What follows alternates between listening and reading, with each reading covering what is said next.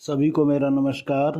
आपसे एक ही रिक्वेस्ट है, चैनल को सब्सक्राइब कर दें। चैनल पर नए हैं और कहानी अच्छी लगे तो एक लाइक ज़रूर कर दें। वीडियो तो आप देखते हैं पर सब्सक्राइब नहीं करते हैं, प्लीज़ सब्सक्राइब कर दीजिए। मेरे इससे पहले वाले वीडियो को आपने ढेर सारा प्यार दिया, प्लीज़ ऐसे ही प्यार बनाए रखें। मेरा नाम बॉस है, मैं 18 साल का हूँ, अभी हुआ हूँ। मेरे घर में एक बहन है, मेरे माँ बाप हैं और मैं 12वीं पास करके अब ग्रेजुएशन कर रहा हूँ। मेरे घर के बगल में एक आंटी रहती हैं जिनकी उम्र लगभग 28 साल होगी। जब मैं उनके घर जाता हूँ तो वह मुझे बहुत प्यार से गालों पर किस्सी करती है और मुझे लगता है कि आंटी जी मुझे बहुत प्यार करती हैं। आंटी के जो पति हैं वह गवर्नमेंट सर्वेंट हैं और उनकी बहुत ही अच्छी जॉब है। एक दिन की बात है, मैं कॉलेज से वापस आ रहा था। रास्ते में बहुत ज़्यादा भीड़ लगी थी और हल्ला मच रहा था। मुझे लग रहा था कोई बात हो गई है। सामने जाकर देखा तो हमारे बगल वाले अंकल थे जिनके यहाँ मैं अक्सर जाया करता था। वह बुरी तरह जख्मी हो गए थे, उनका एक्सीडेंट हो गया था। लोग वहाँ भीड़ लगाकर खड़े थे, किसी ने एम्बुलेंस तक नहीं बुलाई थी। मैं जल्दी से एम्बुलेंस को फ़ोन करने लगा और उनको जल्दी से हॉस्पिटल लेकर गया। उनकी हालत बहुत ही ख़राब थी, उनके बचने के बहुत कम चांस थे। उनके सर पर बहुत गहरी चोट लगी थी। मैंने अपने घर पर फ़ोन किया कि बगल में जो आंटी रहती है उनको बता दो कि उनके पति का एक्सीडेंट हो गया है, वह हॉस्पिटल जल्दी से आ जाएं। आंटी को जब यह बात पता चलती है तो वह रोती हुई दौड़ी पड़ी हॉस्पिटल आ जाती है और अपने पति से मिलने की इज्जत करती है। लेकिन डॉक्टर उनको अंदर नहीं आने देते हैं और वह मेरे गले से लिपट कर रोने लगती है। मैं उनको दिलासा देता हूँ, आंटी अंकल को कुछ नहीं होगा, आप तसल्ली रखिए। लेकिन थोड़ी देर बाद डॉक्टर आते हैं और हमको बड़ी ही दुखद खबर सुनाते हैं। खबर यह थी कि अंकल अब इस दुनिया में नहीं रहे थे। आंटी ने जब यह बात सुनी तो वह बेहोश होकर ज़मीन पर गिर पड़ी। मुझे भी अजीब सा झटका लगा यह सुनते ही कि अंकल अब इस दुनिया में नहीं रहे थे। बड़े ही अच्छे इंसान थे। जैसे तैसे मैं आंटी को उठाकर बैठा लिया और पानी पिलाया, लेकिन आंटी का बड़ा बुरा हाल था। अब अंकल को गुजरे हुए 1 हफ्ता हो गया था। मैं आंटी के घर आता जाता था और उनको ज़बरदस्ती खाना खिला देता था, क्योंकि वह अंकल की याद में खाना पीना सब कुछ छोड़ चुकी थी।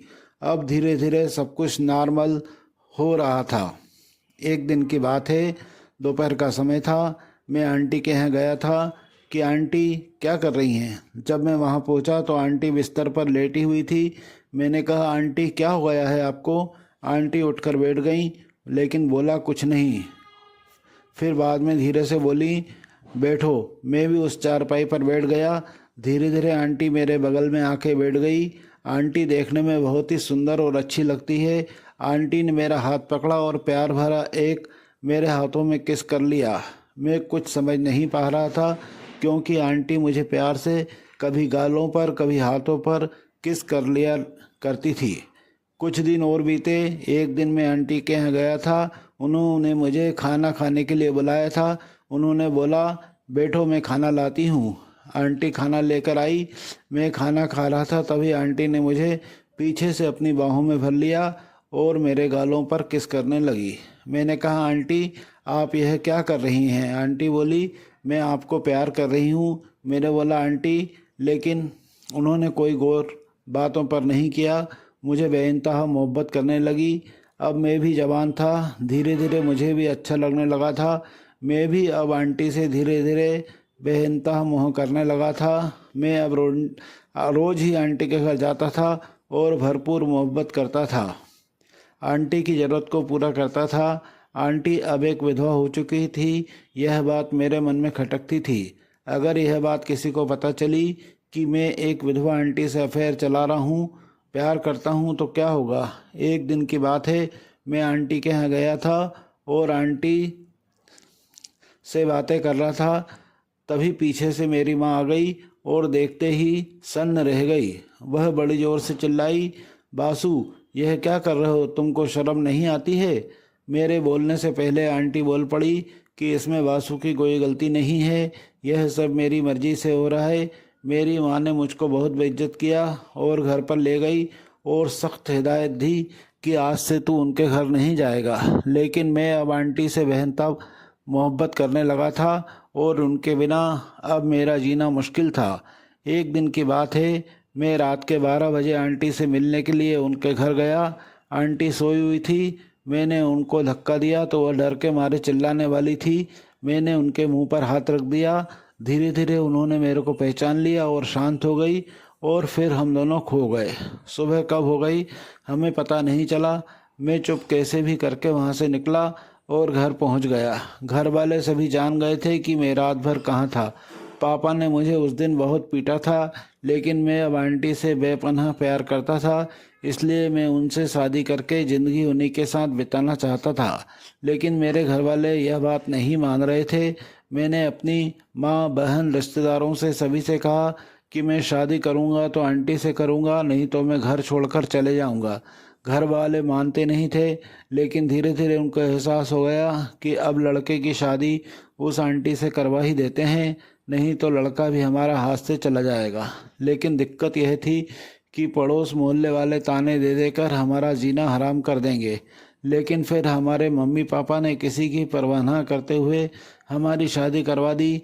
जैसे ही हमारी शादी हुई, मोहल्ले वाले और हमारे ही खुद के परिवार वाले ताने मारने लगे, लेकिन हमारे घर को कोई फ़र्क नहीं पड़ा।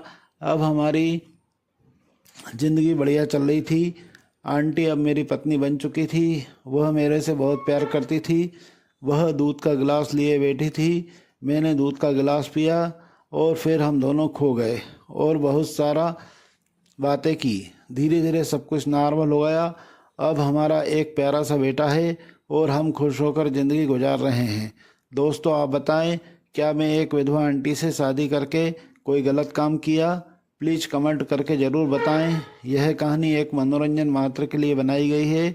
इसमें किसी जीवित या मृत व्यक्ति का कोई संबंध नहीं है।